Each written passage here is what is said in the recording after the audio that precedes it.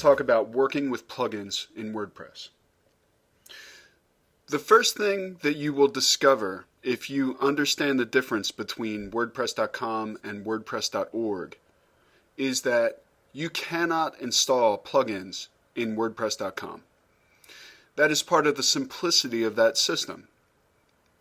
If you need plugins for WordPress, and there are many plugins for WordPress, it's because you have a special need. You have something that WordPress.com does not do out of the box. An example might be that you need a video to be embedded from some place that is not a trusted video site from WordPress.com.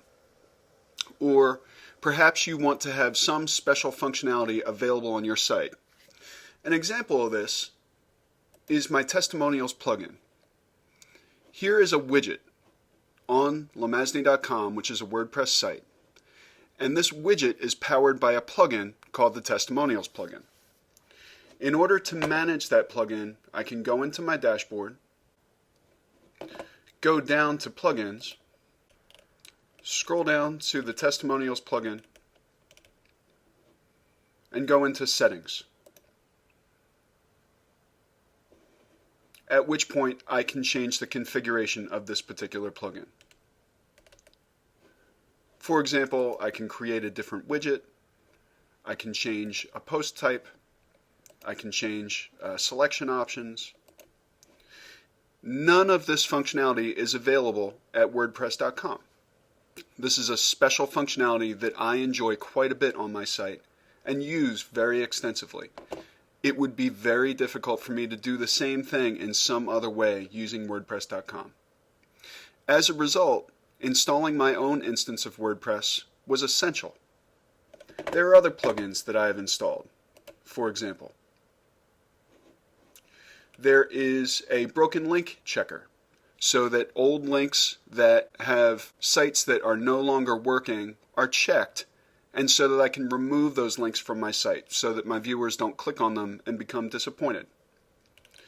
There is also a Creative Commons Suite plugin. Creative Commons is a licensing structure where I can tell people that my entire site, or some portion of it, is Creative Commons licensed, meaning that they can use it as they wish as long as they attribute the work to me. There's also Flexible Map. Flexible Map allows me to essentially use what's called a shortcode in WordPress in order to embed a map using Google Maps. There is Google Analytics for WordPress, which is not available at WordPress.com. And while WordPress does have its own very good statistics engine that is available through Jetpack as a plugin, it is not as powerful as Google Analytics. And sometimes that's not essential, but it is nice if you want to use Google Analytics to be able to use it with WordPress. So you might ask, where do I get good plugins? If you scroll up to the top of the plugins area inside of the dashboard, you can click on Add New.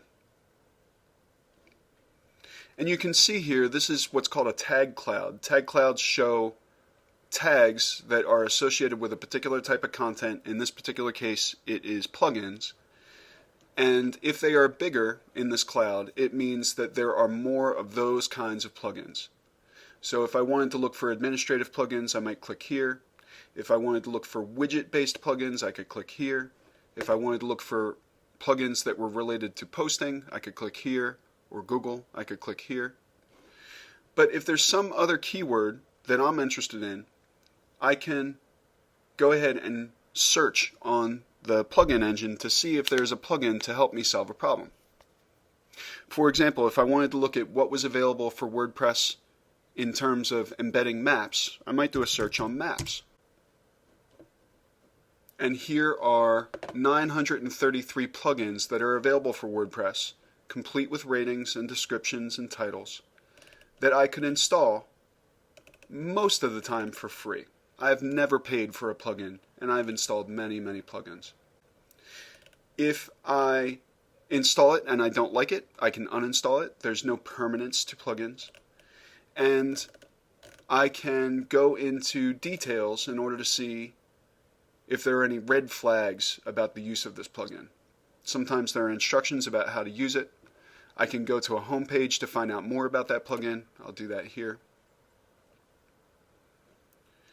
And Google Maps Ready is an example of a licensed plugin that I could purchase. Like I said, I have never paid for a plugin in WordPress. And they have a free version. This is an example of a freemium plugin for WordPress.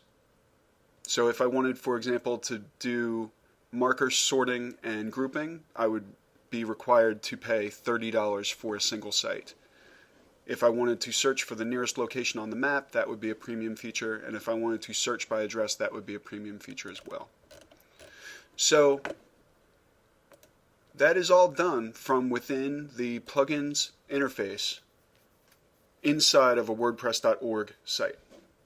If we look comparatively inside the dashboard of a WordPress.com site, you will notice that there is no plugins menu entry. There is no way for me to use plugins with a WordPress.com site, unfortunately. And this is one of the main reasons that many developers choose to install their own instance of WordPress. It gives much more flexibility.